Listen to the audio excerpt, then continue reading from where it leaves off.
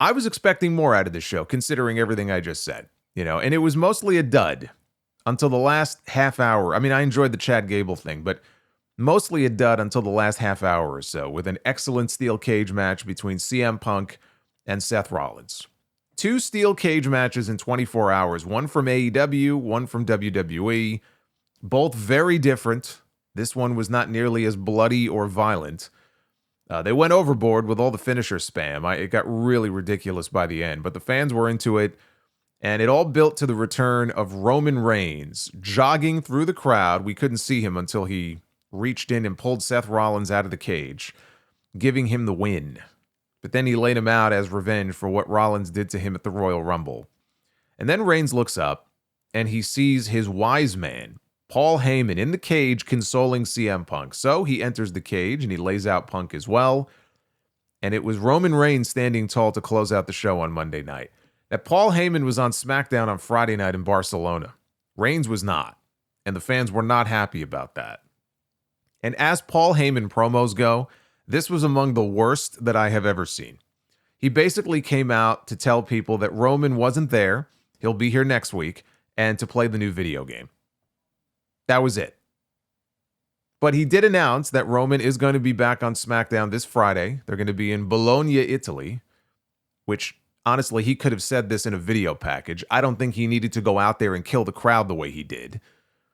CM Punk has also just been announced for that show in Bologna as well. So we are going to get a Roman Reigns CM Punk face-off, most likely. And maybe even some clarity on what this favor is that Heyman still owes Punk. Could be as simple as, I want Roman Reigns at WrestleMania, but, if Roman wants the match too, like if it's just to get a match with Roman, it's kind of a waste of a favor. What's Roman going to say? No. He'll probably say yes. You don't need a fucking favor for that. I suppose Punk could request Heyman to be his wise man for the match, just to fuck with Roman and get in his head, right? Your wise man now belongs to me. And that would create tension between Roman and Heyman. But not to be left out, Seth Rollins wants in on this, and then that's how we end up with a triple threat match. That Rollins is probably going to win, by the way. But who knows? I mean, maybe Punk gets his favor during the match. Maybe it's not even anything that's announced in advance of a match. Maybe one day, and maybe that day is WrestleMania. Maybe the favor gets cashed in during the match, right? And we don't even find out about it beforehand. I don't know. We've gone over so many different scenarios since November about this. And I don't know ultimately what it's going to end up being. You don't know ultimately what it's going to end up being. That's the fun in it, right? We can run through all the different scenarios, but I do expect that it is going to come into play, if not at WrestleMania, then sometime between now and WrestleMania. Because I was thinking, why does it even have to be at WrestleMania? That was when I thought there was a chance we might get Roman and Punk at SummerSlam. And not in any form at WrestleMania. And I said, well, maybe they hold off on the favor stuff until the summer. Maybe we don't even find out about it in the spring. And that's still possible, but I'm thinking now we're gonna find out what this is very soon, I think.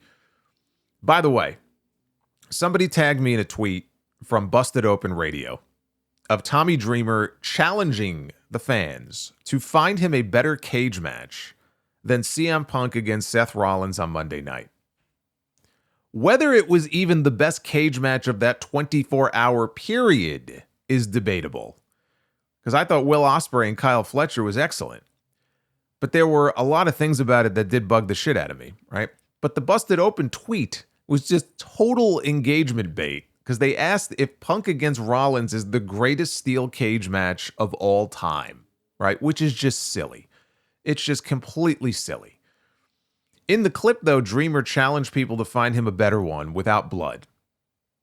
Which is very easy to do, and I'm happy to take him up on that challenge. If we're talking about steel cage matches and not Hell in a Cell matches or War Games matches or anything like that, Bret Hart and Owen Hart had the greatest cage match that you will ever see, with or without blood, at SummerSlam 1994.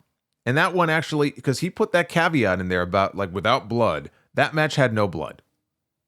SummerSlam 94. That right there, that's the measuring stick. And here's a few others for Tommy to watch that he may not have seen before. There is a great triple threat cage match from 1998 involving The Rock, Mankind, and Ken Shamrock. And I think Rock did bleed in that one a little bit, but that's another classic that does not get talked about enough. Kurt Angle against Chris Benoit on Raw in 2001, right? You probably remember the big moonsault off the top of the cage by Kurt. And then I think Benoit did the diving headbutt off the top as well. Austin was on commentary for it. That was in the, well, if Austin was a heel, it had to be the spring or the summer then of 2001. So that one has to be on the list.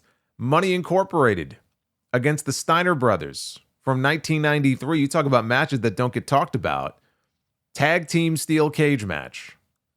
It was not at SummerSlam. It was on a road to SummerSlam special.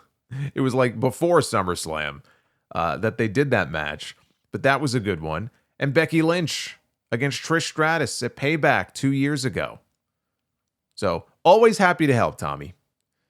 You know, Dreamer's on there putting all these qualifiers on it. No blood. They were both baby faces on Monday night. How many qualifiers are you going to put on it? Like, sure, CM Punk versus Seth Rollins was the best steel cage match of all time that did not have blood and that featured two baby faces who both happened to have the letter N in their last names and who both happened to be married to other wrestlers. By that criteria, it was the greatest steel cage match of all time.